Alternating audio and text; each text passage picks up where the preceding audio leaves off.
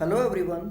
इस वीडियो में हम करेंगे एक्सरसाइज 15.1 में से सम नंबर 9 से 16 तक। तो क्वेश्चन नंबर 9 की स्टेटमेंट है, अ box contains 5 red marbles, 8 white marbles and 4 green marble. तो आप देख सकते हो कि एक बॉक्स के अंदर 3 अलग अलग कलर्स के मार्बल यानी कि कंचे हैं। हमें कहा गया है कि 1 marble is taken out of the box eight random.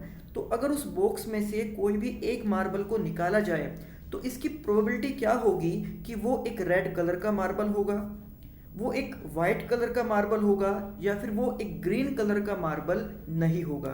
तो सबसे पहले हम यहाँ पर काउंट करेंगे कि उस बॉक्स के अंदर टोटल कितने मार्बल्स रखे हुए हैं। तो 5 प्लस 8 प्लस 4, आप इनको ऐड करोगे तो आपको इनका सम मिल जाएगा 17। यानी कि उस बॉक्स के अंदर टोटल नंबर ऑफ मार्बल्स जो हैं वो 5 प्लस 8 प्लस 4 यानी कि 17 है।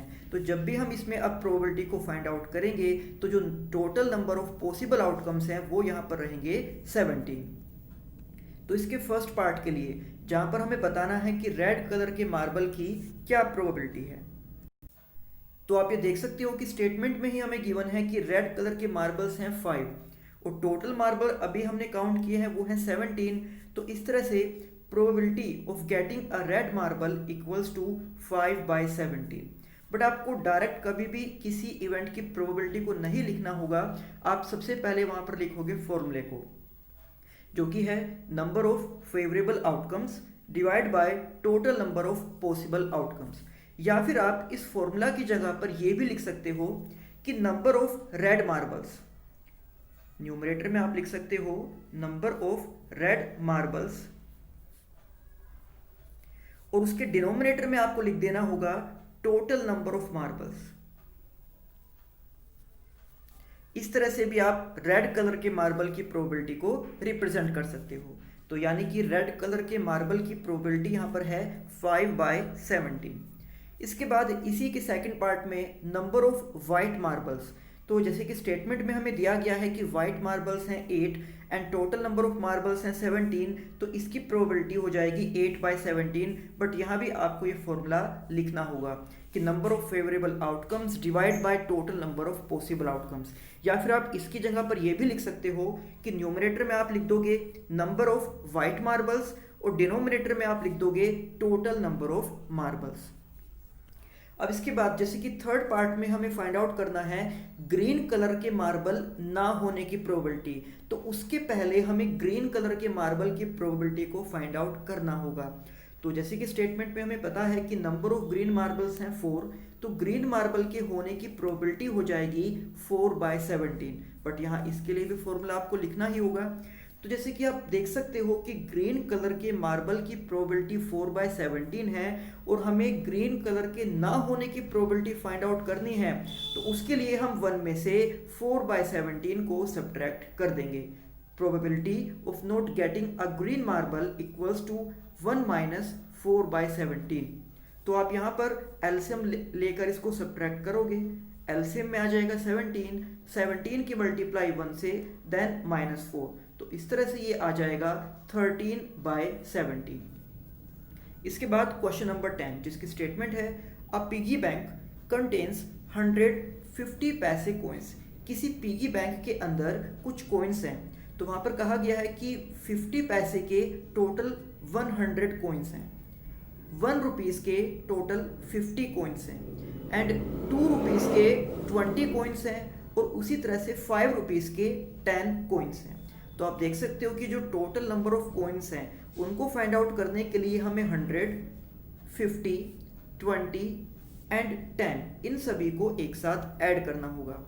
आगे हमसे कहा गया कि if it is equally likely that one of the coins will fall out when the bank is turned upside down. तो जब उस पिगी बैंक को उल्टा किया जाएगा तो उनमें से कोई भी एक कॉइन बाहर निकलकर गिर जाएगा और सभी तरह के कॉइन्स के बाहर निकलने के जो चांसेस हैं वो इक्वली हैं। तो हमें ये बताना है कि what is the probability that the coin will be a 50 पैसे कॉइन। तो फर्स्ट पार्ट में हमें ये बताना है कि अगर उस पिगी बैंक को उल्टा किया जाए तो उसमें से 50 पैसे का एक कॉइन बाहर निकलकर गिर जाएगा, इस इवेंट की क्या प्रोबेबिलिटी होगी। और सेकंड पार्ट में बताना है कि वो 5 रुपीज़ का कॉइन नहीं होगा, यानी कि 5 रुपीज़ से अलग वो दूसरे कॉइन्स हो सकता है, जैसे कि या तो 50 पैसे का या 1 रुपीज़ का या फिर 2 रुपीज़ का कॉइन हो सकता है, बट वो 5 रुपीज़ का कॉइन नहीं होगा। तो इसकी भी प्रोबेबिलिटी हमें बतानी है।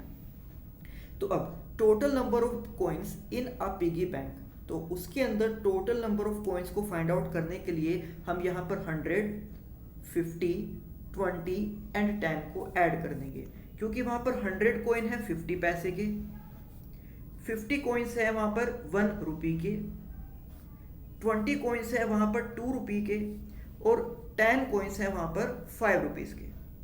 तो इस तरह से 100 प्लस 50 प्लस 20 प्लस 10 इन सभी को ऐड करके आ जाएगा 180। नाउ नंबर ऑफ 50 पैसे कॉइन्स इक्वल्स टू 100, तो 50 पैसे के कॉइन्स की प्रोबेबिलिटी हो जाएगी 100 डिवाइड बाय 180, जिसके लिए पहले हम फॉर्मूला लिखेंगे कि number of favourable outcomes divide by total number of possible outcomes, 100 by 180।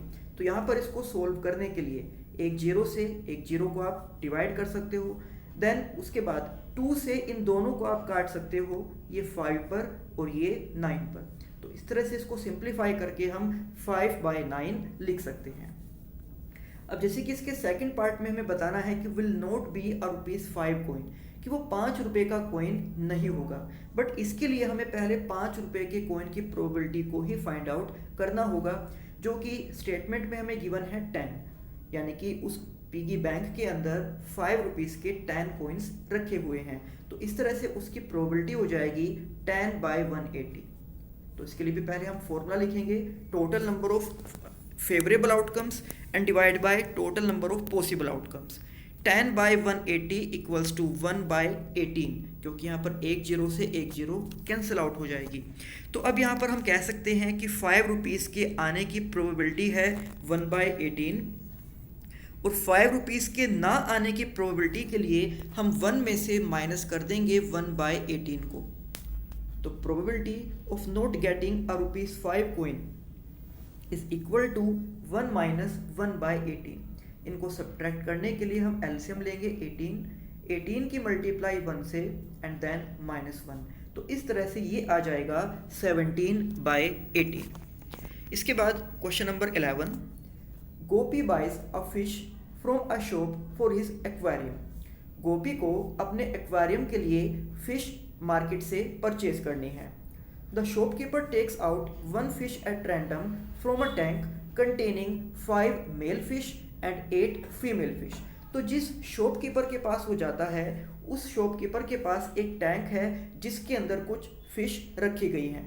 उन फिश में से 5 है मेल और 8 है फीमेल। तो शॉपकीपर ने उस टैंक में से रैंडमली कोई भी एक फिश निकालकर उसको दे दी है। अब हमें इस बात की प्रोबेबिलिटी फाइंड आउट करनी है कि जो फिश उसमें से निकाली गई है वो एक मेल फिश है। तो आप यहाँ पर देख सकते हो कि जो टोटल नंबर ऑफ फिश है वो है 5 + 8 यानी कि 13, जिसमें से हमें मेल फिश यानी कि 5 की प्रोबेबिलिटी को फाइंड आउट करना है। तो इसको हम इस तरह से लिखेंगे कि total number of fishes in a tank equals to number of male fishes plus number of female fishes, that is 5 + 8 equals to 13। Now probability of getting a male fish equals to, तो यहाँ पर पहले हम लिखेंगे formula, number of favourable outcomes divide by number of total possible outcomes. तो male fish है यहाँ पर 5 और टोटल फिश यहाँ पर है 13। तो इस तरह से मेल फिश के निकालने की जो प्रोबेबिलिटी है वो हो जाएगी 5/13। इसके बाद क्वेश्चन नंबर 12, जिसकी स्टेटमेंट है a game of chance consist of spinning an arrow which comes to rest pointing at one of the numbers 1 to 8 and these are equally likely outcomes. What is the probability that it will point at 8, an odd number, a number greater than 2, a number less than 9? तो यहाँ पर कहा गया है कि एक game है। आप यहाँ पर देख सकते हो कि एक सर्कल है, सर्कल के ऊपर 1 से लेकर 8 तक नंबर्स लिखे गए हैं और उसी के साथ एक एरो को अटैच किया गया है। और गेम इस तरह का है कि इस एरो को घुमाया जाएगा, इसको स्पिन किया जाएगा और घुमाने के बाद जब ये एरो अपने आप रुकेगा तो वो 1 से लेकर 8 तक इनमें से किसी ना किसी नंबर को इंडिकेट करेगा, यानी कि वो इन्हीं में से किसी ना किसी नंबर पर आकर रुकेगा। तो हमें इस बात की प्रोबेबिलिटी बतानी है कि जब वो रुकेगा तो वो पॉइंट करेगा नंबर 8 को, या फिर किसी ओड नंबर को, या फिर ऐसे नंबर्स को जो कि 2 से ग्रेटर है, या फिर ऐसे नंबर को जो कि 9 से लेस हैं। तो आप देख सकते हो कि जो टोटल नंबर्स हैं वो 1 से लेकर 8 तक यानी कि 8 नंबर्स हैं।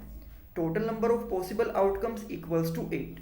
नाउ प्रोबेबिलिटी ऑफ गेटिंग 8, तो 8 के आने की प्रोबेबिलिटी, तो इन सभी नंबर्स में से जो 8 है वो तो एक ही बार लिखा हुआ है, इसलिए उसकी प्रोबेबिलिटी हो जाएगी 1/8, यानी कि जितनी बार 8 है उसको हमने लिख दिया है ऊपर, और जितने ये टोटल नंबर्स हैं उनको लिख दिया है हमने नीचे, यानी कि डिनोमिनेटर में। तो इस तरह से 8 के आने की जो प्रोबेबिलिटी है वो है 1/8। और बाकी सभी सम्स की तरह से यहाँ पर भी फॉर्मूला लिखा गया है कि number of favourable outcomes divide by number of total possible outcomes. अब इसके सेकंड पार्ट में हमें बताना है कि जब वो पॉइंटर, जब वो एरो रुकेगा तो वो किसी ओड नंबर को इंडिकेट करेगा, यानी कि वो किसी ओड नंबर की तरफ पॉइंट करेगा। तो 1 से लेकर 8 तक टोटल 4 ओड नंबर्स होते हैं, 1, 3, 5 एंड 7। तो इस तरह से आप देख सकते हो कि उन 8 में से 4 नंबर्स ओड हैं। So total number of odd numbers on spinner equals to 4. So probability of getting an odd number is 4/8, जिसको सिंप्लीफाई करके हम 1/2 भी लिख सकते हैं। और इसके लिए भी आपको ये फॉर्मूला लिखना होगा। नाउ इसी का थर्ड पार्ट, जहां पर हमें कहा गया है कि जब वो पॉइंटर रुकेगा तो वो 2 से ग्रेटर किसी नंबर को पॉइंट करेगा। तो 2 से ग्रेटर नंबर हैं 3, 4, 5, 6, 7 एंड 8। तो इस तरह से आप देख सकते हो कि ये टोटल 6 नंबर हैं जो कि 2 से ग्रेटर हैं, यानी कि इनकी प्रोबेबिलिटी अगर हमें फाइंड आउट करनी है तो हम लिखेंगे 6 डिवाइड बाय 8, और ये हो जाएगी उस इवेंट की प्रोबेबिलिटी। इसको भी हम सिंप्लीफाई करके 3/4 लिख सकते हैं। अब इसी का फोर्थ पार्ट, जहाँ पर हमें बताना है कि जो वो पॉइंटर है वो 9 से लेस किसी नंबर को पॉइंट करेगा। तो जो भी नंबर उस व्हील पर लिखे गए हैं वो सभी के सभी नंबर 9 से लेस ही हैं। 1 से लेकर 8 तक जितने भी नंबर हैं वो सभी लेस देन 9 हैं। तो इस तरह से यहाँ पर जो प्रोबेबिलिटी हम लिखेंगे वो हो जाएगी 8/8 यानी कि 1, क्योंकि एक तरह से ये एक श्योर इवेंट हो जाएगा कि जब भी वो एरो रुकेगा तो वो किसी ऐसे नंबर को ही पॉइंट करेगा जो कि 9 से लेस है। तो इसलिए इस इवेंट की प्रोबेबिलिटी हो गई है 1। इसके बाद क्वेश्चन नंबर 30, जिसकी स्टेटमेंट है अ डाई इज थ्रोन वंस। एक डाई को एक बार थ्रो किया गया, तो हमें बताना है कि find the probability of getting a prime number, a number lying between 2 and 6 and an odd number. तो प्राइम नंबर आप देख सकते हो कि अगर आप किसी डाई को थ्रो करते हो तो उसके ऊपर आपको 1, 2, 3, 4, 5 एंड 6 इनमें से कोई भी एक नंबर मिल सकता है, यानी कि ये टोटल 6 नंबर्स हैं। अगर आपको इनमें से प्रोबेबिलिटी फाइंड आउट करनी है प्राइम नंबर्स के आने की, तो इन 6 में से प्राइम नंबर्स हैं 2, 3 एंड 5। तो टोटल आप देख सकते हो कि टोटल नंबर 6 हैं, बट इनमें से प्राइम नंबर है 3। तो इस तरह से प्राइम की प्रोबेबिलिटी हो जाएगी 3/6। इसको हम लिखेंगे all the possible outcomes when a dice is thrown equals to 1, 2, 3, 4, 5 and 6, means number of possible outcomes of a dice equals to 6. Now prime number on a dice are 2, 3 and 5. तो इन 6 में से जो prime numbers हैं वो होते हैं 2, 3 and 5, यानी कि टोटल 3 नंबर्स ऐसे हैं जो कि प्राइम नंबर हैं। तो इसलिए इसकी प्रोबेबिलिटी हो जाएगी 3/6, जिसे आप सिंप्लीफाई करके 1/2 लिख सकते हो। नाउ इसके बाद नंबर लाइंग बिटवीन 2 and 6, इन 6 में से ऐसे नंबर जो कि 2 और 6 के बीच में आते हैं। तो ऐसे 3 नंबर हैं जो 2 और 6 के बीच में आते हैं, वो है 3, 4 and 5। तो इसलिए इसकी भी जो प्रोबेबिलिटी होगी वो हो जाएगी 3/6 यानी कि 1/2। अब इसके बाद इसी के थर्ड पार्ट में हमें बताना है ओड नंबर्स की प्रोबेबिलिटी। तो 1 से लेकर 6 तक में 3 नंबर्स ओड हैं, 1, 3 एंड 5। तो इसलिए इस इवेंट की भी जो प्रोबेबिलिटी है वो 3/6 ही हो जाएगी। और आपको यहाँ पर हर एक पार्ट के लिए, यहाँ पर इसके फर्स्ट पार्ट में भी, इसके सेकंड पार्ट में भी और इसके थर्ड पार्ट में भी प्रोबेबिलिटी के लिए आपको फॉर्मूला भी लिखना होगा, जो कि बाकी सभी सम्स में हमने लिखा था कि न्यूमरेटर में हम लिखते हैं नंबर ऑफ फेवरेबल आउटकम्स और डिनोमिनेटर में लिखते हैं number of total possible outcomes. तो वो फॉर्मूला आपको यहाँ पर इन तीनों पार्ट्स के लिए भी लिखना होगा। इसके बाद सम नंबर 14। सम नंबर 14 है प्लेइंग कार्ड से रिलेटेड। तो इस सम को करने से पहले मैं आपको प्लेइंग कार्ड्स के बारे में कुछ बता देता हूँ। तो प्लेइंग कार्ड्स यानी कि ताश के पत्ते, तो ये होते हैं टोटल 52। आप अपनी स्क्रीन पर देख सकते हो कि ये टोटल 52 कार्ड्स यहाँ पर बने हुए हैं, जिनमें से टोटल 4 तरह के सिंबल्स होते हैं। पहला सिंबल ये वाला जिसको हम बोलते हैं क्लब, आपको इन सभी का नाम भी याद रखना होगा। उसके बाद दूसरा ये वाला सिंबल जिसको हम बोलते हैं स्पेड। उसके बाद ये सिंबल जिसको कहा जाता है हार्ट। उसके बाद सबसे लास्ट वाला ये सिंबल जिसको कहा जाता है डायमंड। तो इस तरह से आप देख सकते हो कि प्लेइंग कार्ड्स में टोटल 4 तरह के सिंबल होते हैं, जिनमें से पहला है क्लब, उसके बाद है स्पेड, फिर है हार्ट और फिर है डायमंड। यहाँ पर क्लब एंड स्पेड ये दोनों होते हैं ब्लैक कलर के, एंड हार्ट और डायमंड ये होते हैं रेड कलर के। तो हर एक सिंबल के टोटल 13 कार्ड्स होते हैं। तो टोटल 4 सिंबल और हर एक सिंबल में 13 कार्ड्स। तो इस तरह से 4 × 13 यानी कि टोटल नंबर ऑफ कार्ड्स हो जाते हैं 52। तो अब यहाँ पर आप देख सकते हो कि हर एक सिंबल में जो 13 कार्ड्स हैं उनमें से सबसे पहले आता है ए, जिसको हम बोलते हैं एस। उसके बाद कुछ काउंटिंग नंबर्स होते हैं 2, 3, 4, 5, 6, 7, 8, 9 एंड 10। उसके बाद आता है जे, जिसको हम बोलते हैं जैक। फिर आता है कार्ड क्यू, जिसको हम बोलते हैं क्वीन। फिर कार्ड आता है के, जिसको हम बोलते हैं किंग। तो इस तरह से आप देख सकते हो कि उन 13 में 4 कार्ड्स ऐसे हैं जिनके ऊपर अल्फाबेट लिखे होते हैं। एस यानी कि ए, जैक यानी कि जे, क्वीन यानी कि क्यू एंड किंग यानी कि के। और बाकी होते हैं इसके अंदर नंबर वाले कार्ड, जिसमें 2 से लेकर 10 तक के कार्ड्स आते हैं। और इसी तरह से ये सभी 13 कार्ड्स रिपीट होते हैं स्पेड के लिए भी, हार्ट के लिए भी एंड डायमंड के लिए भी। तो आपसे इनमें से किसी भी एक कार्ड की प्रोबेबिलिटी जो है वो इस तरीके से पूछी जा सकती है। जैसे कि आप देख सकते हो कि ये टोटल है 52 कार्ड। तो अगर आपसे कहा जाए कि इनमें से ब्लैक कलर के कार्ड की प्रोबेबिलिटी क्या होगी, तो 52 में से 26 ब्लैक कार्ड हैं एंड 26 ही रेड कार्ड्स हैं। तो इस तरह से ब्लैक कलर की प्रोबेबिलिटी हो जाएगी 26/52। या फिर अगर रेड कलर की प्रोबेबिलिटी पूछी जाए तो वो भी 26/52 ही हो जाएगी। अगर आपसे पूछा जाए कि एस की प्रोबेबिलिटी क्या है, तो आप देख सकते हो कि टोटल 4 एस यहाँ पर हैं। तो इस तरह से एस की प्रोबेबिलिटी हो जाएगी 4/52।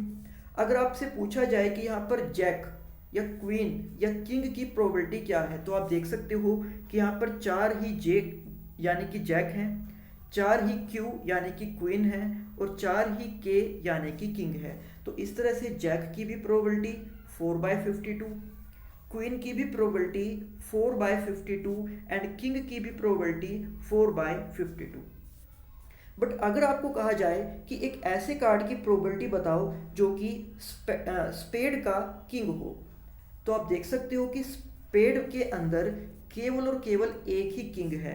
तो इसकी प्रोबेबिलिटी हो जाएगी 1/52। या आपसे कहा जाए कि क्लब का जैक, उसकी प्रोबेबिलिटी बताओ, तो आप देख सकते हो कि क्लब के अंदर केवल और केवल एक ही जैक है, तो इसकी भी प्रोबेबिलिटी हो जाएगी 1/52।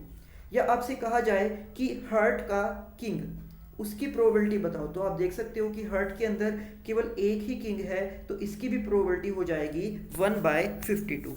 तो इस तरह से हमसे चाहे किसी भी कार्ड की प्रोबेबिलिटी पूछी जाए, हम उसकी प्रोबेबिलिटी को 52 में से निकाल सकते हैं। और यहाँ पर जो जैक, क्वीन एंड किंग के जो कार्ड हैं, इनको हम बोलते हैं फेस कार्ड, क्योंकि आप देख सकते हो कि यहाँ पर इन तीनों ही कार्ड्स पर एक फोटो बनी हुई है, जैक में भी, क्वीन में भी एंड किंग में भी। जैक, क्वीन एंड किंग, इन तीनों में आप देख सकते हो कि एक फोटो बनी है, तो इसलिए हम इनको फेस कार्ड बोलते हैं। तो चलिए अब करते हैं हम इसका सम नंबर 14, जिसमें हमें कहा गया है कि one card is drawn from a well shuffled deck of 52 cards, कि 52 कार्ड्स हैं जिनको अच्छी तरह से शफल किया गया है, यानी कि अच्छी तरह से मिक्स किया गया है। तो इस इवेंट की प्रोबेबिलिटी क्या होगी कि वो एक किंग होगा रेड कलर का। तो टोटल है 52 कार्ड्स, और यहाँ पर हमें बतानी है प्रोबेबिलिटी ऐसे इवेंट की कि किंग ऑफ रेड कलर। तो अभी मैंने आपको जो कार्ड्स दिखाए थे, आप उनमें देख सकते हो किंग रेड कलर के। तो टोटल यहाँ पर 4 किंग हैं, एक क्लब में, एक स्पेड में, एक हर्ट में और एक है डायमंड में। इन चारों में से 2 किंग ब्लैक कलर के हैं जो कि स्पेड और क्लब में आते हैं, एंड 2 किंग रेड कलर के हैं जो कि हर्ट और डायमंड में आते हैं। तो इस तरह से रेड कलर के किंग की जो प्रोबेबिलिटी हम लिखेंगे वो हो जाएगी 2/52।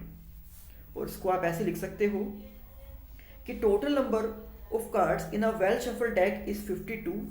Now total number of Kings of red colour, कि रेड कलर के जो किंग्स हैं वो हैं 2। तो इसलिए probability of getting a king of red colour, तो पहले हम लिखेंगे फॉर्मूला कि number of favourable outcomes divide by number of total possible outcomes, और तब हम लिख सकते हैं 2/52, जिसको सिंप्लीफाई करके आगे 1/26 भी लिखा जा सकता है। अब इसके बाद इसी का सेकंड पार्ट, जहां पर हमसे पूछा गया है एक फेस कार्ड की प्रोबेबिलिटी। तो अभी आपको मैंने बताया था कि जो जैक, क्वीन और किंग के कार्ड होते हैं उन्हीं को फेस कार्ड कहा जाता है। तो आप देख सकते हो कि 3 फेस कार्ड होते हैं क्लब में, ये वाले तीनों कार्ड्स। फिर 3 कार्ड्स होते हैं स्पेड में, ये भी तीनों फेस कार्ड हैं। 3 फेस कार्ड होते हैं हर्ट में, ये वाले तीनों कार्ड्स, और 3 ही फेस कार्ड होते हैं डायमंड में, ये वाले। तो इस तरह से टोटल 12 फेस कार्ड होते हैं, यानी कि अगर फेस कार्ड की प्रोबेबिलिटी हमें निकालनी है तो हम इसको लिख सकते हैं 12/52। तो इसके सेकंड पार्ट में हमसे फेस कार्ड की ही प्रोबेबिलिटी पूछी गई है, तो हम इसमें लिख सकते हैं कि total number of face card is 12, so probability of getting a face card equals to, पहले हम यहाँ पर लिखेंगे फॉर्मूला, उसके बाद हम लिख सकते हैं 12/52, जिसको सिंप्लीफाई करके 3/13 भी कहा जा सकता है। इसके बाद थर्ड पार्ट में हमें बताना है अ रेड फेस कार्ड। तो अभी हमने देखा कि जो फेस कार्ड हैं वो टोटल होते हैं 12। उन 12 में से 6 फेस कार्ड होंगे ब्लैक कलर के और 6 फेस कार्ड होंगे रेड कलर के। आप यहाँ पर इन कार्ड्स में देख भी सकते हो कि स्पेड, क्लब एंड स्पेड, ये क्लब है, ये स्पेड है, इन दोनों में जो फेस कार्ड हैं वो ब्लैक कलर के हैं। उसके बाद जो हर्ट एंड डायमंड, ये हर्ट है और ये डायमंड है, इनके जो फेस कार्ड हैं वो रेड कलर के हैं। यानी कि 12 में से 6 फेस कार्ड होंगे ब्लैक और 6 फेस कार्ड होंगे रेड कलर के। तो हमसे थर्ड पार्ट में यही पूछा गया है कि रेड कलर के फेस कार्ड की प्रोबेबिलिटी क्या होगी। So total number of red face card is equal to 6। Now probability of getting a red face card is equal to, पहले हम लिखेंगे यहाँ पर फॉर्मूला, उसके बाद हम लिख सकते हैं 6/52, जिसको सिंप्लीफाई करके आ जाएगा 3/26। नाउ इसके बाद हमें बताना है इसके फोर्थ पार्ट में द जैक ऑफ हर्ट्स, यानी कि जो हर्ट सिंबल वाले कार्ड हैं, मीन्स ये वाले कार्ड्स, इनमें जैक की प्रोबेबिलिटी। तो हर एक सिंबल में हर तरह का केवल एक एक कार्ड ही होता है। तो आप देख सकते हो कि हर्ट में भी एक ही जैक यानी कि जे वाला कार्ड है, तो इसकी प्रोबेबिलिटी हो जाएगी 1/52।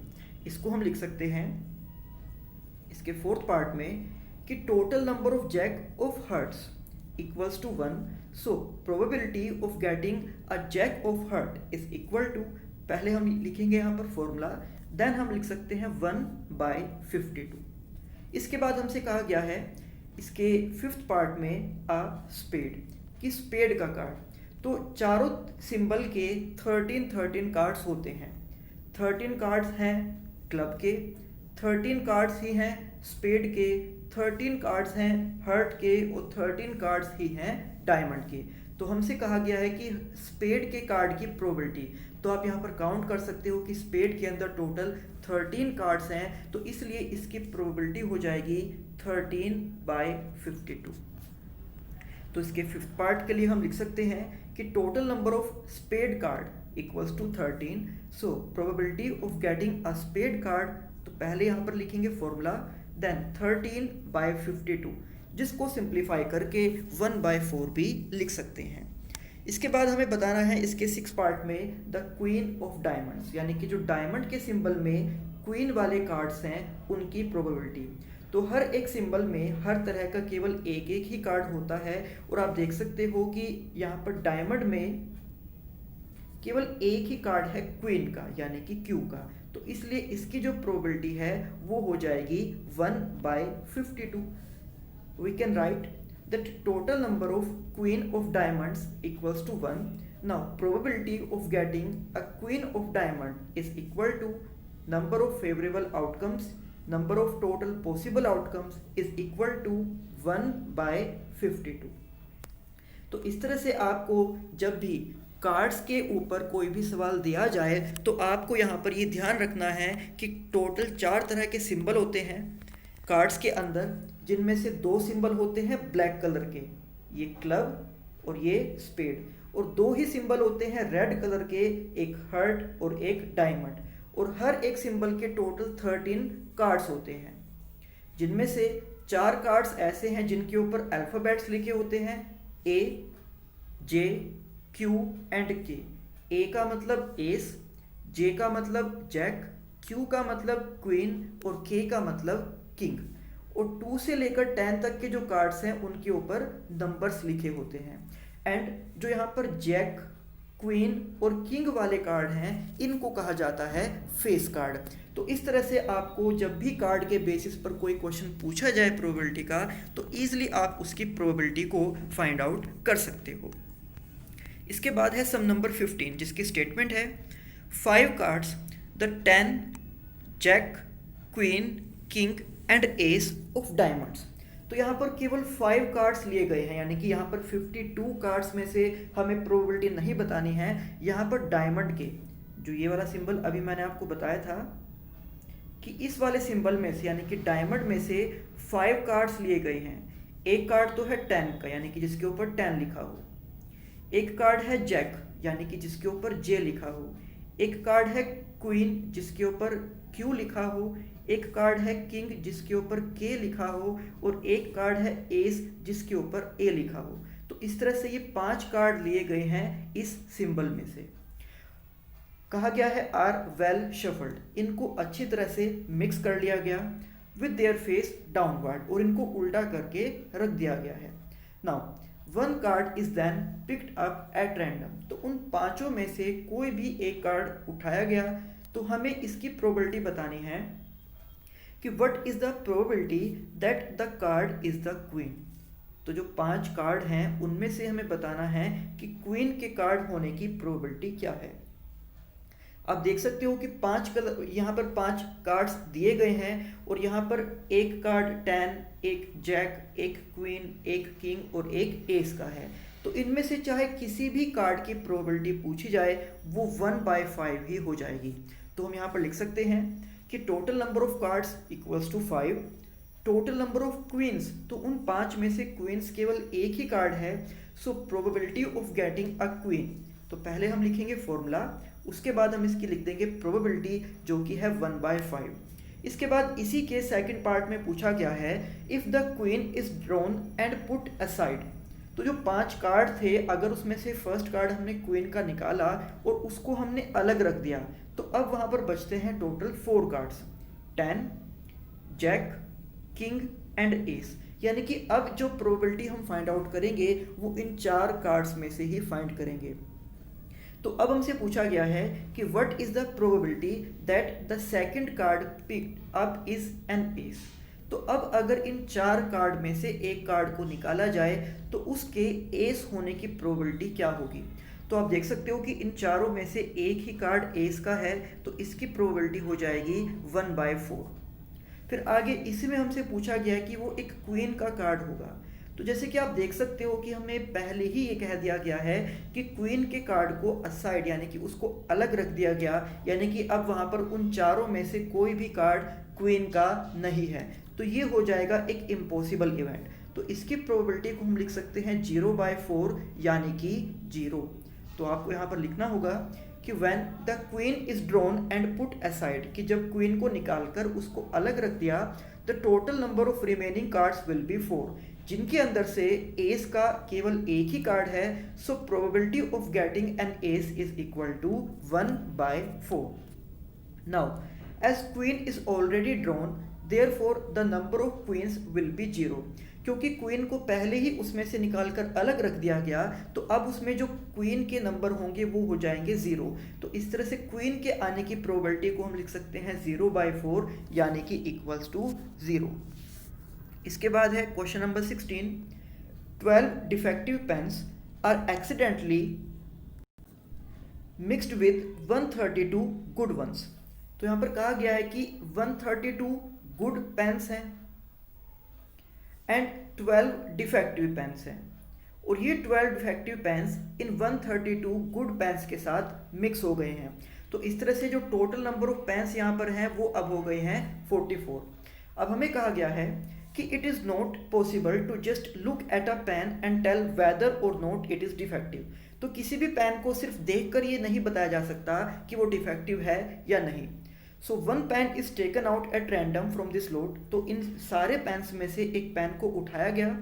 सो determine the probability that the pen taken out is good one. तो जब उस पेन को निकाल कर चेक किया जाएगा तो इस बात की प्रोबेबिलिटी क्या है कि वो एक गुड यानी कि वो एक सही पेन होगा, वो डिफेक्टिव नहीं होगा। तो हम यहाँ पर लिख सकते हैं कि total number of pens equals to 12 plus 132 यानी कि 144। इनमें से 12 है डिफेक्टिव और 132 है non defective. Total number of good pens यानी कि जो डिफेक्टिव नहीं है वो 132 हैं, और इसी की प्रोबेबिलिटी हमें निकालनी है। So probability of getting a good pen is equal to number of favourable outcomes divide by total number of possible outcomes is equal to 132 divide by 144, जिसको सिंप्लीफाई करके यानी कि इन दोनों को 12 से डिवाइड करके हम 11/12 भी लिख सकते हैं। तो ये थे एक्सरसाइज 15.1 में से सम नंबर 9 से लेकर 16 तक। अब इसी एक्सरसाइज के बाकी सम हम करेंगे नेक्स्ट वीडियो में। तब तक आप इन सभी सम की अच्छे से प्रैक्टिस करना। तो मिलते हैं आपसे नेक्स्ट वीडियो में। Thank you.